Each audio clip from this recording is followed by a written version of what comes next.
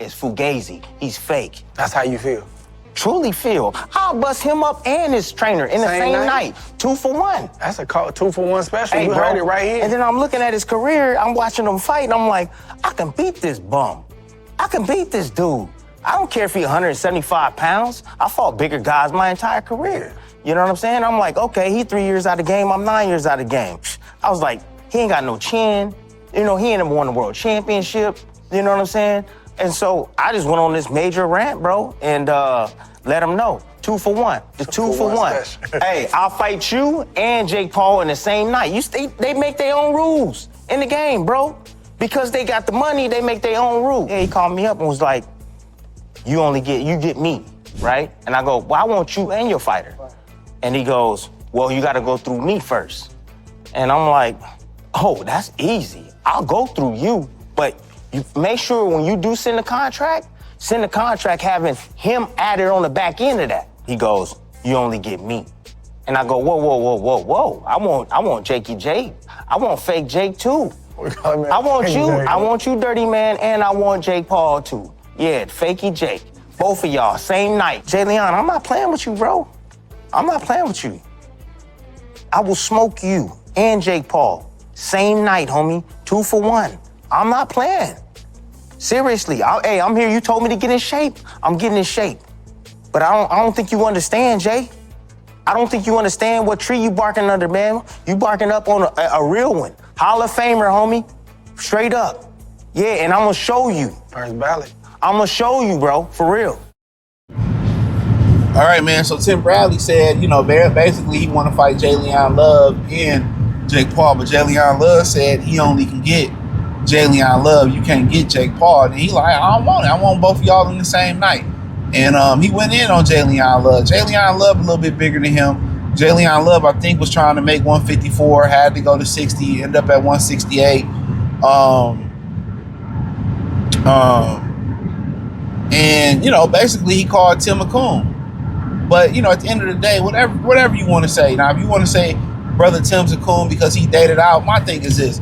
There's a lot of more coontivity, higher coontivity than dating out. Let me say that first and foremost. You know, these dudes that turn the pistol on thy brother, these dudes who got smoke for thy brother but don't have thy smoke for thy Brad or Hector, right? That's cooning. These people that, you know, create broken homes and don't take care of their responsibilities, people that pump poison to our community, you know, people that you know, throw waste in our community, people that don't plant seeds in our community. There's way more worse things than dating out when you start talking about cooning, right? But the one thing Jay Leon Love did, he sat there and he protected Jake Paul. You know, because, you know, Tim like, damn, you know, Shakur should have been on the boxing code. You know, he should have been on code with the brothers. And Tim's message is inconsistent, right? And it's just for punchline value. That's all he do, or punchline, you know, punchline status. It's supposed to be, you know, entertainment. And he basically was like, well, you married to a Mexican. Well, you know, that's a Keisha move. That's what Keisha do. Well, that ain't got nothing to do with you. You know, I found out through the years, that ain't got nothing to do with doing being a sellout. Because whatever come out your nuts as a black man, it's going to be a black baby. I don't care what nobody says. But what you doing is, you know, Jay Leon Love, what you doing is you protecting Jake Paul because he giving you a payday. You know what I'm saying? And I get it. You got to eat. You got to be a sellout to eat. Dude, so be it. I ain't knocking it. Be a sellout to eat. So you can't even sit here and be dealing with Jake Paul or Jake Fraud, and then you be calling somebody else a sellout. You the biggest sellout.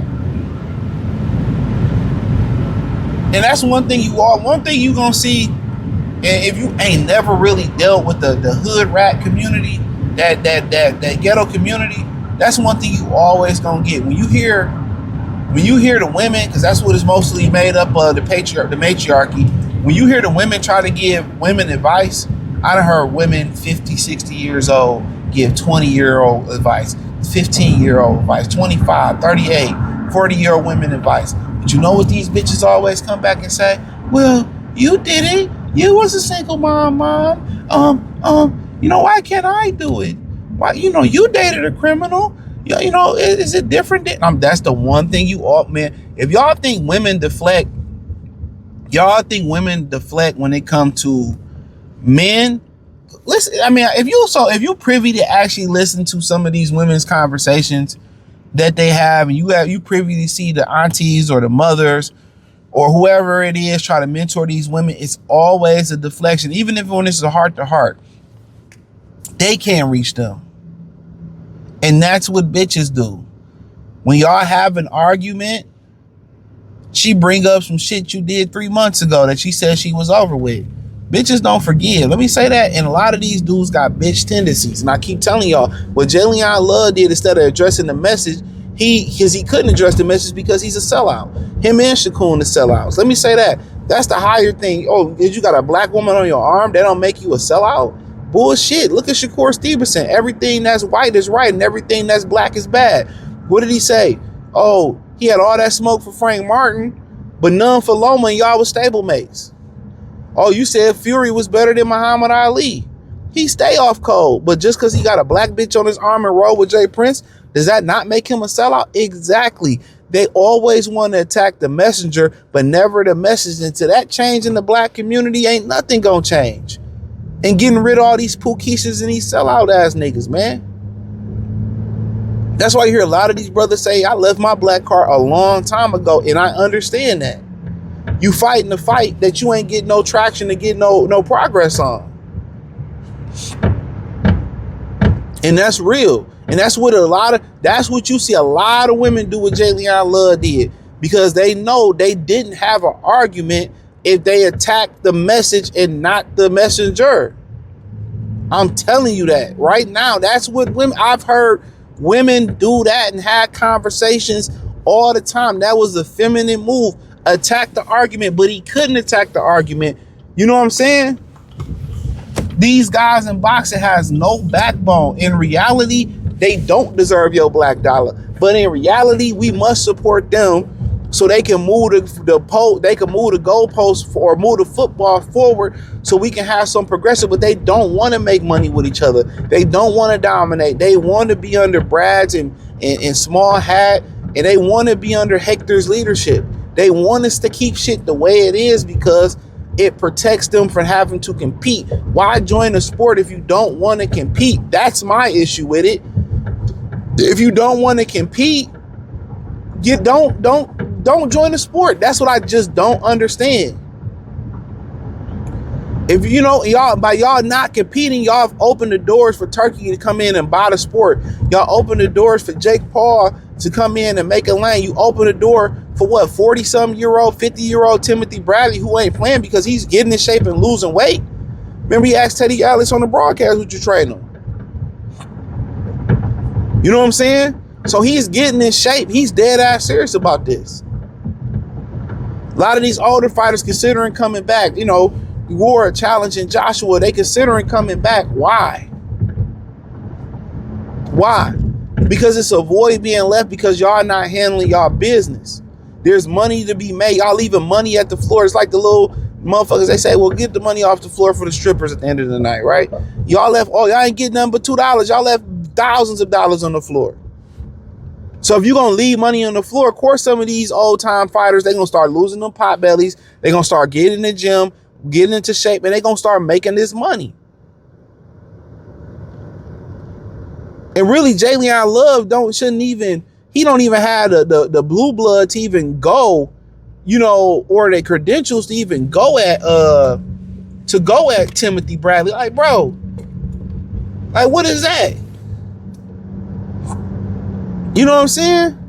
That's a snowflake to a snow blizzard. Like, get out of here. What? It is wild.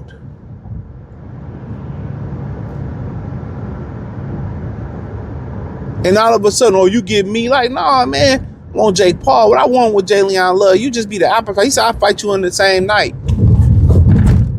And Jake Paul already know that the Timothy Bradley ain't gonna follow no script.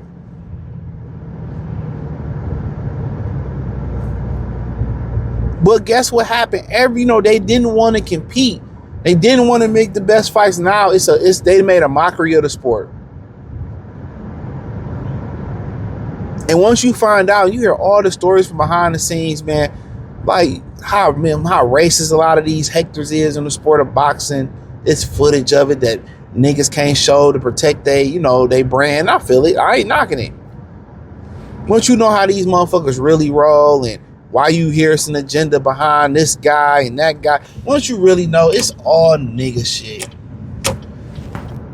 But Jalen Love is a disgrace. And I talked about this on the Ryan Garcia Indian Love. That wasn't even a video I was planning on doing. It just came to me. No Diddy. But yeah, it wasn't a video I was planning on doing, I promise you. That wasn't even on my radar. But I say this in some of my videos. You watch, Free Game 89 Patreon, join the Patreon, links in the description. Or you watch a little bit of this channel.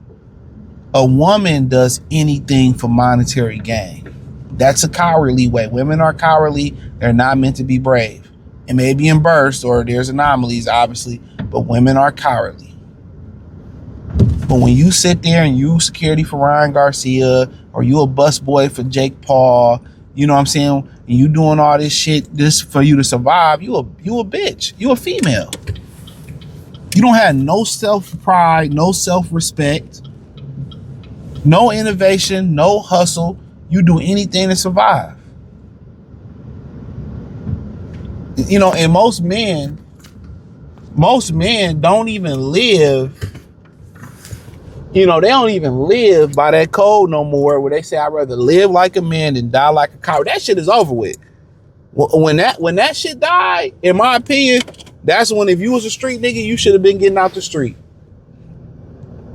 If you was a street nigga, you should have left the streets. When niggas stop going off that code, whether I'd rather live like a man than die like a coward. When people start going, when guys start straying off of that code, these dudes will do anything for a buck. And that's scary because men don't operate off of that code. We don't have the luxury of forgiveness, or we can wipe your slate clean because you a woman. Nah, we got that luxury. But that's all I had to say, man. Hit the link in the description. Follow me on X, Facebook, Kick, Instagram, the whole nine. Everything inside the link tree. Peace.